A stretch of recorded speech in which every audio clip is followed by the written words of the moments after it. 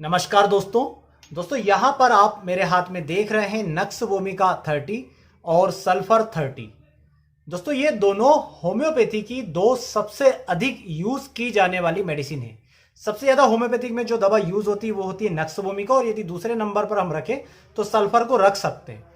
अभी आप सोचेंगे कि मैं इन दोनों दवाओं के बारे में आपको क्यों बता रहा हूं दोस्तों। तो आज एक जूनियर का मुझसे ये सवाल आया कि सर बहुत सारे हमारे डॉक्टर बोलते हैं कि आप पाइल्स के केसेस में, फिशर्स के केसेस में या जितने भी गुदा मार्ग संबंधित रोग है उसमें नक्स वोमिका और सल्फर का यूज कीजिए।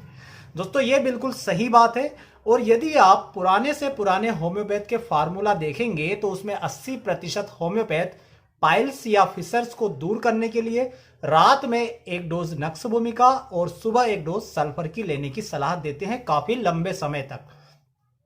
तो दोस्तों ये जो फार्मूला है ये कितना ज्यादा प्रभावी है इसके बारे में मैं आपको इस वीडियो में बताऊंगा।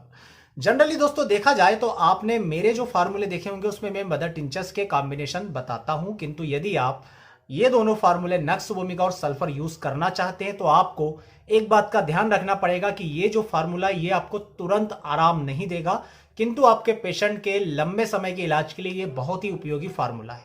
सबसे पहले जानते हैं कि आखिर इस फार्मूले को लिया क्यों गया है, क्यों हमारे अधिकतर पुराने होम्योपैथ नक्स वोमिका और सल्फर का यूज करते हैं पाइल्स और फिशर्स के पुराने से पुराने केस को ठीक करने के लिए। तो सबसे पहले तो यह समझ लीजिए कि पाइल्स का सबसे बड़ा जो काज होता है वो होता है अनियमित जीवन शैली, बहुत ज्यादा कब्ज का लगातार बने रहना, और ऐसी जीवन शैली जिसमें व्यक्ति लगातार काफी समय तक इनएक्टिव रहता है, सक्रिय नहीं रहता है, लगातार बैठे रहता है। ये सबसे ज्यादा रिस्पॉन्सिबल होते हैं पाइल्स को पैदा करने के लिए, फिशर्स को पैदा करने के लिए। दोस्तों नक्स वोमिका को यदि आप पढ़ेंगे तो उसमें ये सभी लक्षण बहुत ही प्रमुखता से कवर किए हुए हैं।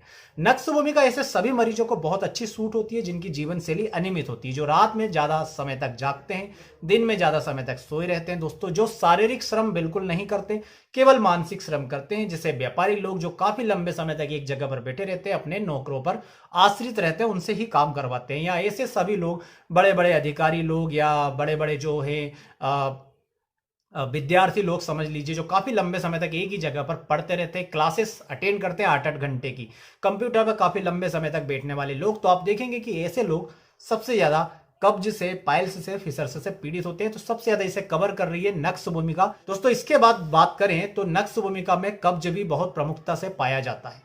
ऐसा कब्ज जिसमें मरीज को ऐसा लगता है कि उसे एकदम से ऐसी हाजत होती है कि वो लेटरिन के लिए जाएगा, किंतु वहां पर उसे पर्याप्त तरीके से मोशन नहीं होगा, वो फिर वापस आ जाएगा। कुछ देर बाद उसे फिर से ऐसा लगेगा कि मैं जो है लेटरिन करने के लिए जाऊं। इस प्रकार से उसे बार बार अनुभूति होती रहेगी। इसका कारण ये है कि आंतें जो होती है नक्स वोमिका के मरीज की वो निष्क्रिय हो जाती है, और वो जो मूवमेंट होती है वो वापस पीछे की तरफ करती है। तो नक्स वोमिका के मरीज का मल वापस पीछे की तरफ जाता है और उसे उपकाई जाती है, उल्टी जैसे आती है, और कब्ज लगातार बने रहता है। नक्स वोमिका के मरीज को गैस की प्रॉब्लम भी हमेशा होती है, हमेशा लगता है कि उसका पेट जो है फूला फूला है।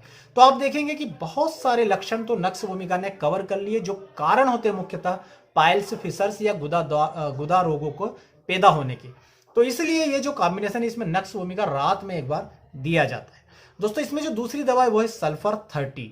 सल्फर 30 को क्यों हमारे पुराने होम्योपैथ ने इस प्रकार के कॉम्बिनेशन में प्रमुखता से यूज किया?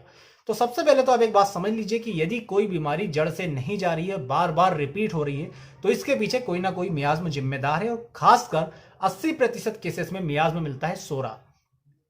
दोस्तों इसके अलावा आप देखेंगे तो सल्फर के जो मुख्य लक्षण है उसमें सबसे पहला मुख्य लक्षण है जलन, दूसरा मुख्य लक्षण है दोस्तों ईचिंग यानी कि खुजली का लगातार बने रहना।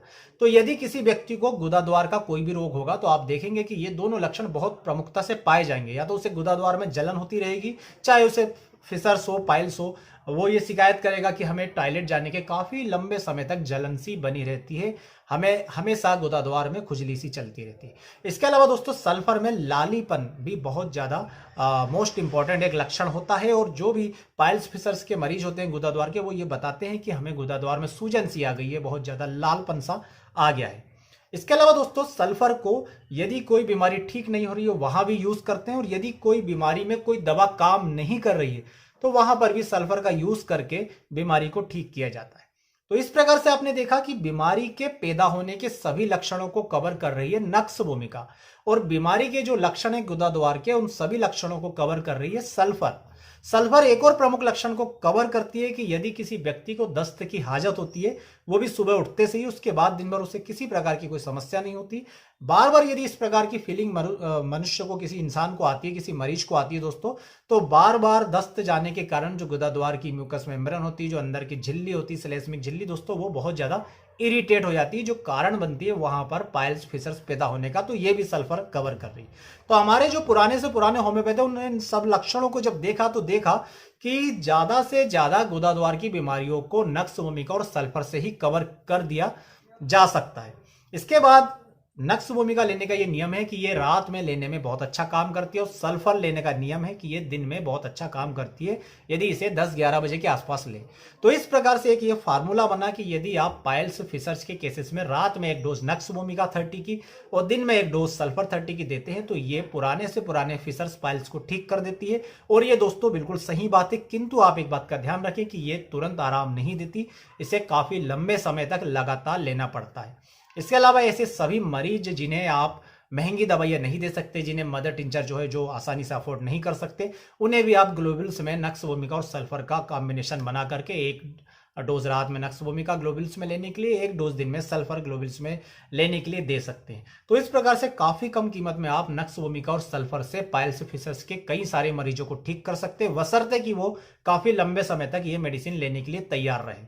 जो हम कॉम्बिनेशन हमारे वीडियो में बनाते हैं दोस्तों, वो तुरंत प्रभावी होते हैं, मदर टिंचर्स होते हैं, एक्यूट कंडीशन को तुरंत ही जो है सबसाइड कर देते हैं, दर्द में तुरंत आराम दे देते हैं, पाइल्स फिशर्स में तुरंत आराम दे देते हैं, पाइल्स के जो साइज है उसमें तुरंत ही वो रिड्यूस करने का काम करते हैं। किंतु यदि आप लंबे रन में इसे ठीक करना चाहते हैं पूरी तरह से, तो आप नक्स भूमिका सल्फर का यूज कीजिए। जैसा कि मेरे उस जूनियर ने सवाल पूछा था कि सर क्या वास्तव में नक्स भूमिका और सल्फर प्रभावी है, तो बिल्कुल प्रभावी है, परंतु ध्यान रखिए तुरंत प्रभावशील नहीं है, लंबे समय तक आप लेते रहेंगे तो बहुत ज्यादा प्रभावी है, आपकी बीमारी को जड़ से दूर करने में भी सक्षम है, क्योंकि सल्फर पुरानी से पुरानी बीमारी को जड़ से दूर करने में सक्षम है, और नक्स भूमिका उस काज को ही खत्म कर रहा है जिस काज के कारण ये सारी बीमारी पैदा हो रही है।